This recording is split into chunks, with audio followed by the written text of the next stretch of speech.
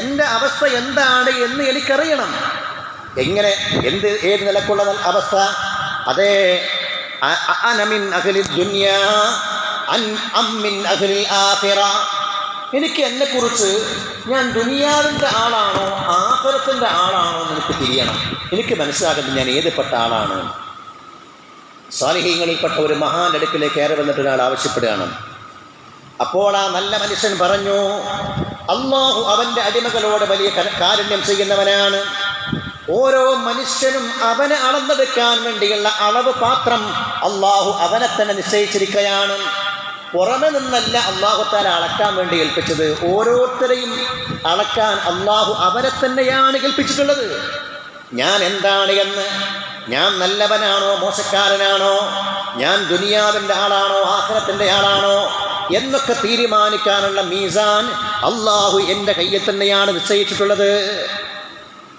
നീ ജനങ്ങളെ പറ്റിക്കാൻ ഉദ്ദേശിച്ചാൽ സത്യത്തിൽ നീ ജനങ്ങളെയല്ല പറ്റിക്കുന്നത്, നീ സ്വന്തത്തെയാണ്.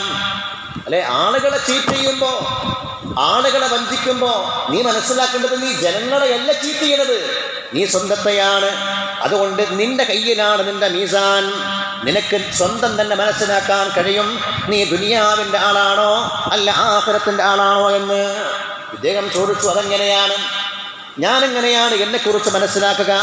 ആ സ്വാലിഹായ മനുഷ്യൻ പറഞ്ഞു, നിന്റെ അടുക്കലേക്കൊരു നിനക്ക് പണം തരാൻ, നിന്നെ സഹായിക്കാൻ പണവുമായിട്ട് ആരെങ്കിലും കയറി വന്നാൽ അത് നിനക്ക് സന്തോഷമാണോ, നിനക്ക് സന്തോഷം നൽകുന്ന കാര്യമാണോ?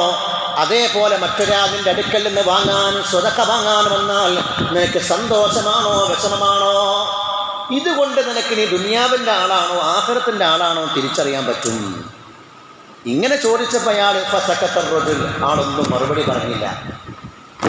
ആരെങ്കിലും തരാൻ വരുമ്പോൾ സന്തോഷമാണോ, അതുപോലെ ആരെങ്കിലും വാങ്ങാൻ വേണ്ടി വരുമ്പോൾ നിനക്ക് വിഷമാണോ, എന്താ നിൻ്റെ അവസ്ഥ എന്താണെന്ന് ചോദിച്ചാൽ ഒന്നും മിണ്ടിയില്ല. അപ്പം അദ്ദേഹം പറഞ്ഞു കൊടുത്തു, നിനക്ക് ഒരാൾ തരുമ്പോൾ, സാമ്പത്തികമായി നിന്നെ സഹായിക്കുമ്പോൾ നിനക്ക് സന്തോഷമുണ്ടാകുന്നുവെങ്കിൽ നീ ദുനിയാവിൻ്റെ ആളാണ്, നീ അഹ്ലുദ്ദുനിയയിൽപ്പെട്ടയാളാണ്.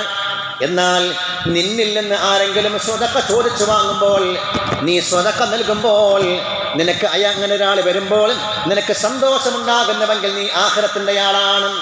എന്തുകൊണ്ട്? നിന്റെ അടുക്കലേക്ക് വാങ്ങാൻ വരുന്നയാൾ അവൻ നിന്റെ അടുക്കലേക്ക് സ്വർഗവുമായി മാത്രമല്ല അള്ളാഹുവിന്റെ അടുക്കലേക്ക് വലിയ പ്രതിഫലവുമായി കടന്നു വരുന്നവനാണ്. അതിൽ നീ സന്തോഷിക്കുകയാണ് വേണ്ടത്. എന്നാൽ നിനക്ക് തരാൻ വേണ്ടി വരുന്നവനോ അവൻ ദുനിയാവ് തരാനാണ് വരുന്നത്. ആ ദുനിയാവ് കിട്ടുമ്പോൾ നിനക്ക് സന്തോഷമാണെങ്കിൽ നീ ദുനിയാവിൻ്റെ ആളാണ് എന്ന് ആ സ്വാലിഹായ മനുഷ്യന് മറുപടി കൊടുത്തു. സ്വതക്ക വാങ്ങാൻ വരുന്നയാള് അയാൾ നമ്മിൽ നിന്ന് വാങ്ങിച്ചു കൊണ്ടുപോകുമ്പോൾ നമ്മൾ ചെയ്ത ഒരുപാട് പ്രവർത്തനങ്ങളെ, ഒരുപാട് അമലുകളെ യാതൊരു തടസ്സവുമില്ലാതെ അള്ളാഹുവിന്റെ അടുക്കലേക്ക് കൂട്ടിക്കൊണ്ടുപോവുകയാണ് ചെയ്യണത്. അങ്ങനെയുള്ള ഒരു സ്വതക്ക വാങ്ങുന്ന ഒരാൾ വരുമ്പോഴാണോ നിനക്ക് സന്തോഷം, അതല്ല ഒരാൾ ഇങ്ങോട്ട് തരുമ്പോഴാണോ സന്തോഷം, നിനക്ക് തന്നെ വിലയിരുത്താൻ കഴിയുമെന്ന് ബഹുമാനപ്പെട്ട ആ സ്വാലിഹായ മനുഷ്യൻ മറുപടി പറഞ്ഞു. അതുകൊണ്ട് തന്നെ സ്വാലിഹീങ്ങളായ ആളുകൾ, നല്ലവരായ ആളുകൾ ഇങ്ങനെ ആരെങ്കിലും സ്വതക്കു വേണ്ടി വരുമ്പോൾ നമ്മളാണെങ്കിലോ നമ്മൾ പ്രാഗി പറയുക ചെയ്യുക, അല്ലേ? നേരം വെളുത്തിട്ടില്ല, അതിന് മുമ്പേ തുടങ്ങി, എപ്പോൾ നോക്കിയാൽ ഇവിടെ തന്നെ പണി, ഒരു സമയം ഒഴിവില്ല. എത്ര ആൾക്കാരാണ് എല്ലാ വക്തിലും 8-10 എണ്ണം എന്ന് പരാതി പറയുന്നവരാണെങ്കിൽ അതിനർത്ഥം എന്താണ്? നമുക്ക് ദുനിയാവിനോട് മോഹമുണ്ട് എന്നാണ്.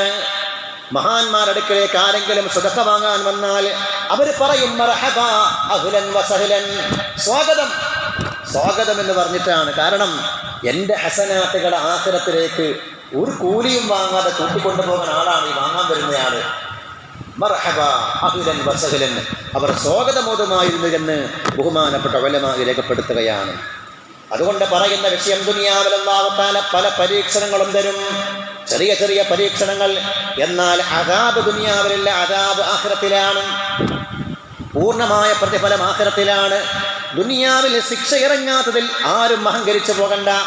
നമ്മൾ എന്തെങ്കിലും തെറ്റുകൾ ചെയ്യുമ്പോൾ ആ തെറ്റുകൾക്ക് റബ്ബ് തആല ശിക്ഷ തരുന്നില്ലെങ്കിൽ അതിൽ നമ്മൾ അഹങ്കരിക്കേണ്ട. കാരണം അല്ലാഹു ആഖിറത്തിലാണ് ശിക്ഷ തരിക, ആഖിറത്തിലാണ് റബ്ബ് തആല പൂർണ്ണമായ പ്രതിഫലം തരിക. فمن يعمل مثقال ذرة خيرا يره ومن يعمل مثقال ذرة شرا يره. അണുമണി തൂക്കം നന്മയുണ്ടോ, ആ നന്മക്ക് അല്ലാഹു തആല പ്രതിഫലം തരും. അണുമണി തൂക്കം ഷർറുണ്ടോ, തിന്മയുണ്ടോ, അതിന്റെ ശിക്ഷയും നമ്മൾ കാണേണ്ടി വരും. അല്ലാഹുവേ, ഞങ്ങളെ വിജയിച്ച ആളുകൾ ഉൾപ്പെടുത്തണം. അല്ലാഹ് അശ്ഹദു അല്ലാ ഇലാഹ ഇല്ലല്ലാഹ് അസ്തഗ്ഫിറുല്ലാഹ് اللهم إني أسألك الجنة وأعوذ بك من النار اللهم اغفر لي ذنوبي يا رب العالمين. അതേ, മനുഷ്യനായി നമ്മെ സംബന്ധിച്ചിടത്തോളം 2 കടമകളാണ് ഉള്ളത്. ഒന്ന് സൃഷ്ടാവായ റബ്ബിനോട്, രണ്ടാമത്തേത് സൃഷ്ടികളായ നമ്മുടെ കൂടെ ജീവിക്കുന്ന ആളുകളോടുള്ള കടമകൾ. എന്നാൽ അള്ളാഹുവെ സംബന്ധിച്ചിടത്തോളം അവർക്ക് വേണ്ടി നാം ചെയ്യേണ്ട ബാധ്യതകൾ നിർവഹിച്ചില്ലെങ്കിൽ അള്ളാഹ്ക്ക് നമ്മുടെ അമലൊന്നും ആവശ്യമില്ല.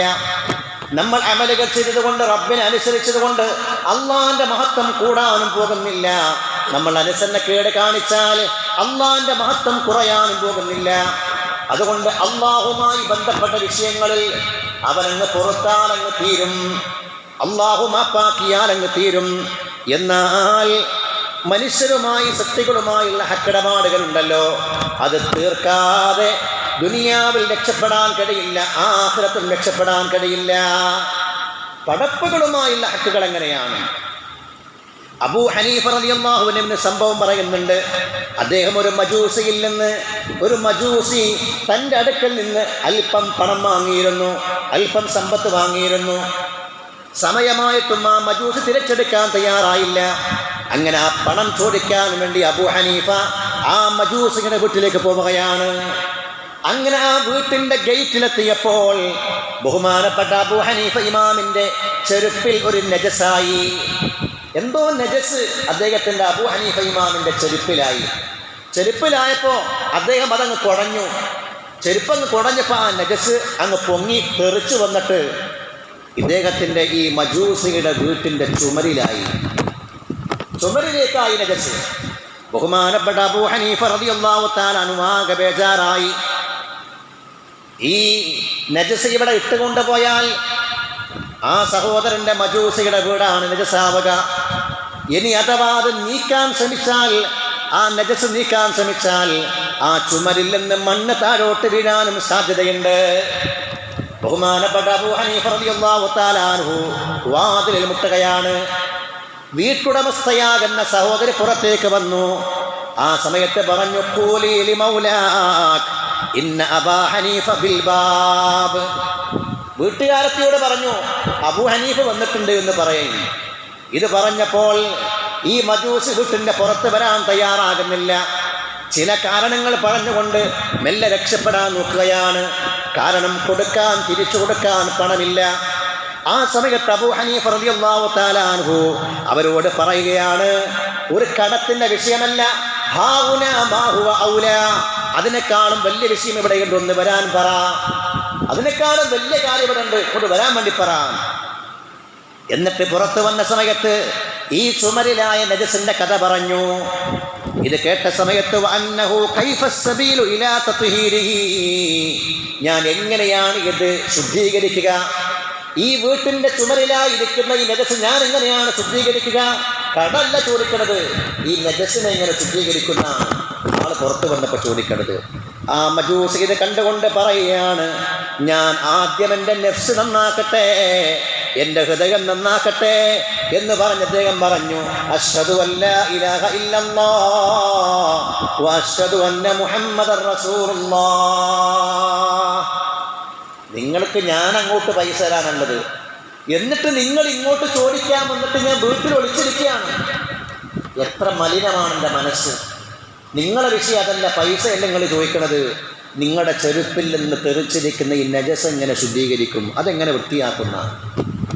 ബഹുമാനപ്പെട്ട അബൂ ഹനീഫയുടെ ഈ സമീപനം കണ്ടുകൊണ്ട് ആ മജൂസിയായ മനുഷ്യൻ ഓൺ ദ സ്പോട്ട് മുസ്ലിമായി എന്ന് കിതാബുകൾ കാണാം.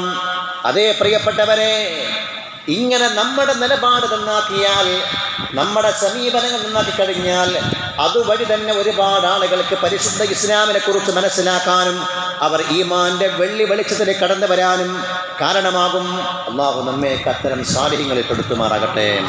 അതുകൊണ്ട് അള്ളാഹുവാണ് നമ്മുടെ ഉടമ, നമ്മൾ അവൻ്റെ അടിമകളാണ്. ആ ഉടമയാകുന്ന റബ്ബ് നമ്മളോട് എന്ത് പറഞ്ഞാലും ആ തീരുമാനം അംഗീകരിച്ചേ മതിയാകൂ.